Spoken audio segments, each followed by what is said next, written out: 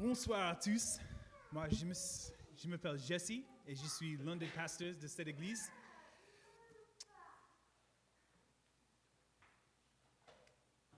Ça, c'est le slide pour notre série. Et le titre de ce message ce soir, c'est « Confiance totale en l'éternel Dieu ». C'est un immense privilège pour moi d'être ici devant vous tous. Après plus de 3 mois sans se voir lors des célébrations, il m'est difficile d'exprimer la joie et que je ressens de pouvoir prêcher sur le prochain message de notre série, Chante montée. Est-ce que tous les papas dans la salle peuvent se lever? Merci. S'il vous plaît. Nous avons fêté la fête des pères il y a quelques semaines. C'est un privilège de faire partie d'une église où il y a tant d'excellents exemples de pères. Merci à chacun de vous pour votre engagement à bien aimer et bien guider vos enfants. C'est quelque chose que nous apprécions beaucoup en tant que pasteurs. Mais pendant que vous êtes encore debout, j'ai une question pour les enfants dans la salle. Qui pense avoir le père le plus fort?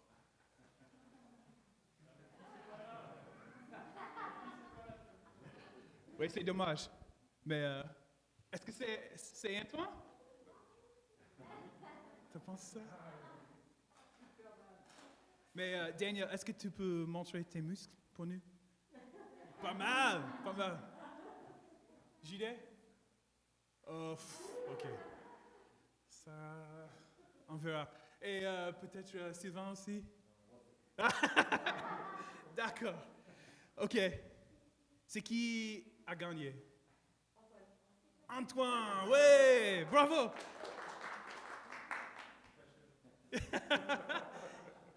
C'est clair, il est le plus fort. Merci à tous les papas. Vous pouvez vous asseoir maintenant, comme vous avez déjà fait. Mais on montre vos muscles. Les papas, vous m'avez aidé à illustrer le premier point de ce message. Les enfants, que ressentez-vous quand votre papa vous prend dans les bras, quand vous avez peur ou que vous vous sentez seul? Vous vous sentez en sécurité, n'est-ce pas? Oui, ouais. Avec Antoine, il est très fort, c'est clair. Ok, gardez cette pensée à l'esprit lorsque nous abordons le premier point du message. Une confiance inébranlable dans la protection de Dieu. Pourquoi pouvons-nous avoir une confiance inébranlable dans la protection de Dieu? Relisons les 2 premiers versets de cette psaume avec moi. Chant des montées. Ceux qui se confient en l'Éternel sont comme le mont Sion. Il est inébranlable, il demeure pour toujours. Pareil aux montagnes qui entourent Jérusalem. L'Éternel entoure son peuple, dès maintenant et pour toujours. Quand vous pensez à un bon père, à quelle qualité pensez-vous? Un homme fort qui protège ses enfants. C'est ça. C'est l'image que nous avons dans les 2 premiers versets de ce passage. L'Éternel est un père protecteur. C'est un aspect essentiel du caractère de Dieu. L'Éternel entoure son peuple comme les montagnes. Que vous soyez un enfant ou un adulte, cette image apporte un sentiment de sécurité et de confort. Est-il facile de déplacer une montagne? Non, au contraire, c'est clair, c'est pas facile. Les enfants, pouvez-vous m'aider? Désolé. Les enfants, pouvez-vous me dire comment s'appellent les monts qui entourent Lyon? Est-ce que vous connaissez? Ils s'appellent les monts du Lyonnais, oui, c'est ça. Bravo, c'est ça. Notre Dieu est puissant comme ces monts. Même si nous avons des pères assez incroyables dans cette salle, ils ne sont pas comparables à la force et à la protection que notre Dieu éternel nous offre. Une autre idée dans ce passage qui illustre la nature de Dieu et souligne pourquoi nous pouvons avoir confiance en lui et son nom, éternel. Cet nom est utilisé 4 fois. Cela signifie que nous devons faire attention. Pour nous aider à comprendre cette idée, nous allons regarder cette vidéo du Bible Project en français. Depuis des milliers d'années, chaque matin et chaque soir, le peuple juif récite cette prière bien connue et composée d'une série de mots pour exprimer sa dévotion à Dieu. C'est ce qu'on appelle le Shema. Écoute Israël, l'Éternel notre Dieu, l'Éternel est un. Tu aimeras l'Éternel ton Dieu de tout ton cœur, de toute ton âme et de toute ta force. On va étudier le deuxième mot-clé, Éternel, dont toutes les lettres sont généralement en majuscules. Il s'agit du nom propre au Dieu d'Israël. C'est dans l'histoire de Moïse et du buisson ardent, qui se trouve en Exode 3, qu'on découvre pour la première fois la signification de ce nom. Dieu apparaît à Moïse et l'envoie libérer les Israélites de l'esclavage. Et Moïse, inquiet, demande « Mais s'il me demande quel est son nom, que leur répondrai-je » Dieu dit à Moïse « C'est ainsi que tu répondras aux Israélites. Ehyeh m'a envoyé vers vous. » Le mot hébreu Ehyeh veut dire « je serai ». Autrement dit, le nom de Dieu veut dire qu'il est celui qui est et qui sera. L'existence de Dieu ne dépend de rien ni de personne. Ce Dieu est, tout simplement. Mais pour Moïse, ça sonnera bizarre d'aller dire aux Israélites « Je serai m'a envoyé vers vous ». Seul Dieu peut dire « Je serai ». Alors, dans la phrase suivante, Dieu dit à Moïse ce qu'il est censé dire à haute voix. « Yahweh, le Dieu de vos pères, m'a envoyé vers vous ». En fait, le mot Yahweh est dans l'hébreu ancien le même verbe sous la forme « il sera », et c'est le nom propre au Dieu d'Israël. Ça apparaît plus de 6500 fois dans l'Ancien Testament. Et voici le clou de l'histoire. Au cours des siècles, les Israélites ont voulu honorer le caractère sacré de ce nom divin. Alors, quand ils lisaient la Bible en hébreu à haute voix et arrivaient à ce nom, ils ont cessé de dire Yahweh pour commencer à prononcer plutôt le mot hébreu Adonai, qui veut dire Seigneur. Cette pratique s'est perpétuée au fil des siècles, de sorte que lorsqu'on a commencé à traduire la Bible en français, on a conservé la même habitude. Au lieu de prononcer le nom divin, on l'a traduit par l'Éternel, écrit en lettres majuscules. Ok, c'est bien clair ? Parfait, parce que ce n'est pas tout. Les anciens scribes juifs voulaient éviter que quiconque prononce ce nom, même par inadvertance au cours de la lecture de la Bible en hébreu. Et ils ont trouvé une astuce visuelle pour qu'on se rappelle de dire plutôt Adonai. Ils ont pris les 4 consonnes du nom de Dieu. Elles correspondent aux lettres de l'alphabet français Y, H, W, H. Ensuite, ils ont inséré les 3 voyelles du mot Adonai et les ont combinés pour créer un mot hybride artificiel qui, s'il était prononcé, donnait Yahoah. Mais aucun Israélite n'a jamais prononcé Yahoah, car c'est simplement un rappel visuel invitant à dire Adonai. C'est ici que ça devient plus intéressant. Beaucoup plus tard, les scribes chrétiens sont arrivés et ignorant que Yahoah était un mot artificiel. Ils ont commencé à le prononcer à haute voix et à le mentionner dans les écrits. Mot qui a finalement donné en français Jéhovah, que beaucoup de gens continuent d'utiliser aujourd'hui. Ce qu'il faut retenir, c'est que le mot éternel, écrit tout en majuscule, indique clairement qu'il s'agit du nom divin.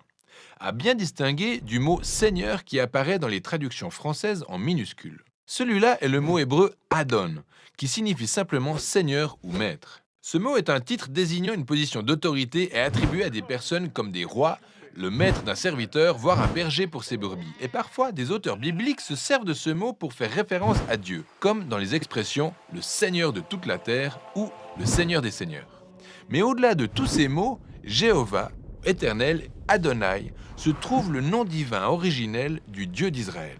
Il désigne celui qui était, qui est et qui sera éternellement.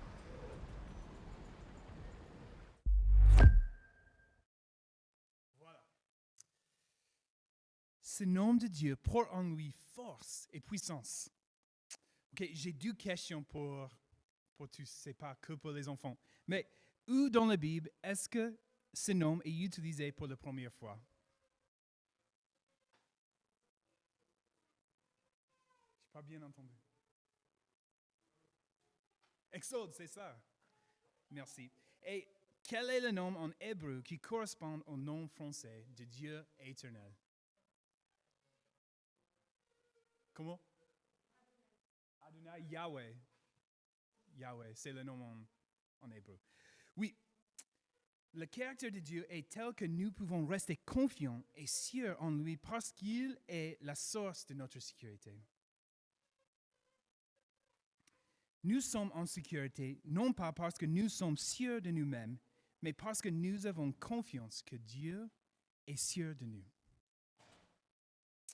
Le deuxième point avec ce message, une confiance immuable en l'action de Dieu dans le monde. Les deux premiers versets sont comme l'introduction d'un bon film. Et maintenant, nous entrons dans le deuxième acte du psaume. Dans cette deuxième partie, nous voyons une manière différente de se reporter à Dieu. Au lieu de décrire le caractère de Dieu et la confiance que nous pouvons avoir en lui, l'auteur demande à Dieu d'agir. Même si les versets 1 et 2 sont vrais et décrivent le caractère de Dieu, nous vivons dans un monde déchu qui est plein d'injustice et péché. Un endroit où j'ai vu l'injustice récemment est dans la ville où j'habitais aux États-Unis, Louisville, Kentucky. La police a tué une femme chez elle qui n'avait rien fait de mal. Après plusieurs mois de pression de la part des habitants de la communauté, le gouvernement de la ville a finalement pris des mesures pour tenir la police responsable. Ceci est un exemple des nombreuses façons dont les injustices se produisent tous les jours, partout dans le monde. Cela ne change pas qui est Dieu, mais nous avons besoin des versets comme 3 jusqu'à 5 pour nous aider à naviguer la vie quotidienne dans un monde plein d'injustices et de difficultés. Ces mots nous apportent de la richesse et de la profondeur pour alimenter nos prières à Dieu.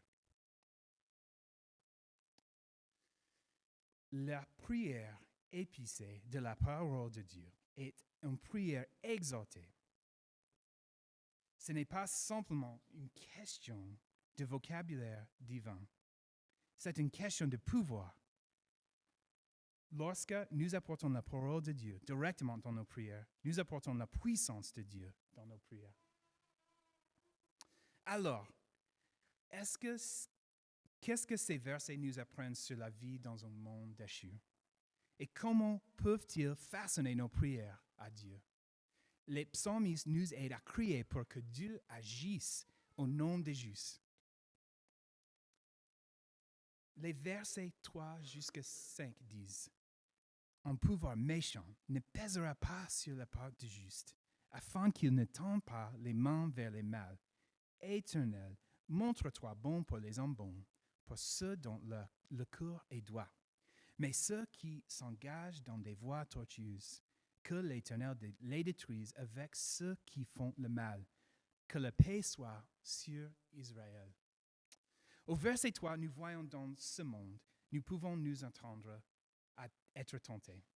Plusieurs fois, au cours de l'histoire d'Israël, les Israélites ont été tentés de faire le mal par des voisins et des rois païens. Ce sont donc des gens qui ont foi en Dieu. Dans le contexte d'aujourd'hui, nous dirions que ce sont des gens qui ont fait confiance à Jésus et ont décidé de le suivre. Il y a toujours un danger à être influencé par la culture environnante. Mais Dieu appelle les chrétiens à vivre d'une manière différente. Nous sommes appelés à rejeter les mauvaises façons de vivre que nous voyons autour de nous. Regardez ce passage de 1 Pierre 2, versets 11 et 12 avec moi. Bien-aimés, je vous encourage en tant que résidents temporaires et étrangers sur la terre, à vous abstenir des désirs de votre nature propre qui font la guerre à l'âme. Ayez une bonne conduite au milieu des non-croyants, afin que, le même où ils vous calomnient comme si vous faisiez le mal, ils remarquent votre belle manière d'agir et rendent gloire à Dieu le jour où il interviendra. Souvent, c'est dur de croire que Dieu nous écoute quand le mal semble gagner ou quand nous sommes fortement tentés par le péché. Mais que nous montre l'auteur? Qu'une des choses les plus pratiques que que nous puissions faire est d'appeler Dieu et lui demander d'agir pour nous. Mais la prière ne s'arrête pas au verset 3. Ensuite, nous voyons dans les versets 4 et 5 qu'une prière d'intervention est offerte. L'auteur est convaincu que Dieu interviendra et agira avec justice. Au verset 4, nous voyons que c'est un plaidoyer passionné pour que Dieu fasse du bien à son peuple qui le suit. Nous pouvons en toute confiance demander à Dieu de nous faire du bien, car nous savons que c'est ce qu'il désire de déjà faire. Nous verrons et ressentirons en partie la bonté et le plaisir de Dieu sur cette terre. Mais nous verrons et expérimenterons pleinement la bonté et le plaisir de Dieu lorsque nous arriverons au ciel. Au verset 5, nous voyons un avertissement pour ceux qui font le mal. Dieu prend au sérieux les voies tortueuses. Il ne détourne pas la tête quand les gens agissent de manière injuste. Mais cet avertissement n'est pas seulement pour les non-chrétiens. Il est aussi pour les gens qui professent être chrétiens.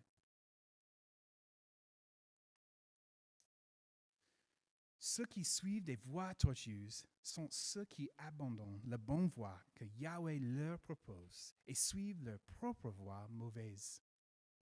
Ce sont des Israélites qui se sont détournés de Yahweh. La prière est que Yahweh les punisse en même temps qu'il punit les malfaiteurs, c'est-à-dire les gentils, les païens. Mais la difficulté, c'est que nous ne voyons pas toujours l'action de Dieu contre l'injustice dans cette terre, cette vie. Parfois, les injustes font face à un jugement plus immédiat, mais parfois ce jugement n'arrive qu'après la mort. Cela nous oblige à avoir une foi et une confiance réelle en Dieu. Alors, suite à ce qui a été dit, de quoi faut-il nous rappeler et que faut-il mettre en pratique? Dieu nous a donné les psaumes pour que nous rendions les psaumes à Dieu. Aucun autre livre de la Bible n'a été inspiré avec cet objectif principal en vue.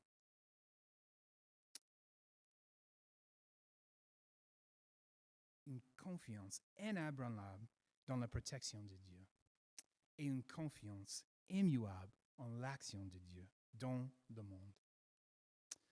Les enfants, la prochaine fois que vous avez peur ou que vous vous inquiétez, dites-le à vos parents. Mais n'oubliez pas que votre Papa Céleste veut aussi que vous lui partagiez ces choses. Vous pouvez parler et crier à Dieu. Il vous écoute. Lorsque nous sommes confrontés à la tentation de pécher, nous pouvons choisir la bonne vie que Dieu désire pour son peuple. Nous pouvons combattre le péché en priant notre Dieu qui nous écoute lorsque nous l'appelons.